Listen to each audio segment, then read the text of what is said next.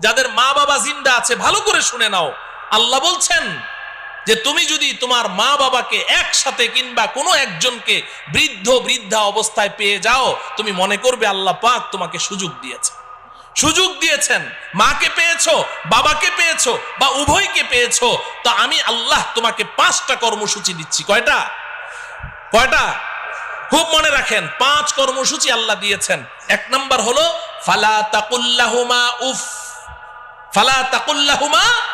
উফ।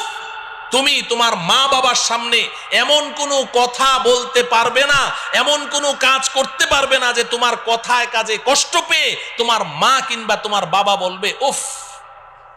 উফ শব্দটা তোমার মা বাবা যদি উচ্চারণ করেছে, তোমার জান্নাতের বাড়িতে আর যাওয়া লাগবে না। কিংবা তোমার মা বাবার কোনো কথা শুনে তুমি বিরক্ত হয়ে বললে উফ বাবা থামো তো, উফ মা চুপ করো তো, এই যে তুমি উফ বলেছো, তোমার জন্য জান্নাত হারাম হয়ে যাবে। লা তাকুল্লাহুমা উফ, 1 নাম্বার। 2 নাম্বার ওয়ালা তানহারহুমা। বাবা মাকে ধমক দিয়ে কথা বলিস না, ঝাড়ি মেরে কথা বলিস না। তোর হাতে, তোর শরীরে এখন অনেক শক্তি আছে, তো মা বাবা দুর্বল হয়ে গেছে, এখন মা বাবার সাথে ধমক দিয়ে কথা বলবি, ঝাড়ি মেরে কথা বলবি, আমি আল্লাহ এটা তোর জন্য হারাম ঘোষণা করলাম। ধমক দিয়ে কথা বলিস না। লা তানহারহুমা। 3 নম্বর কর্মসূচি ওয়াকুল লাহুমা কওলান কারীমা।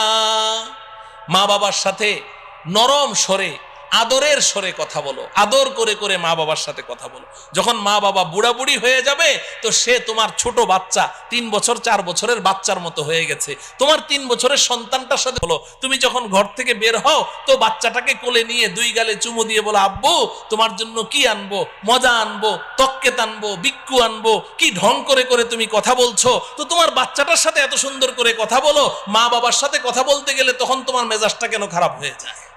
সেম মা বাবার সাথেও আদর করে করে কথা বলতে হবে। ওয়াকুল লাহুমা কওলান কারীমা। চেহারাটা গোমরাহ করে রেখো না, গাল ফুলিয়ে রেখো না। মা বাবার সামনে গিয়ে এমন ভাবে মুড অফ করে রাখো যে তোমার মার মনে চায় একটু কমলা খাবে, কিন্তু ভয়ে তোমাকে বলতে পারে না। তুমি এমন ভাব নিয়ে চলো যে বাবা আমি একটু কমলা খাবো, মনের কথাটা বলতে সাহস পায় না।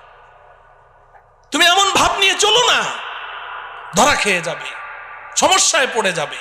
ফ্রি হয়ে যাও মা বাবার সাথে, এমন ফ্রি হয়ে যাবে যে তাদের মনের মধ্যে যেই কথা আসবে সেটাই যেন অকপটে তোমাকে খুলে বলতে পারে, ভয় যেন না পায়। ওয়াকুল লাহুমা কওলান কারীমা। 4 নম্বর কর্মসূচি আল্লাহ দিচ্ছেন ওয়াখফিদ লাহুমা জানাহাজ যুল্লি মিনার রাহমা। এই যুবক,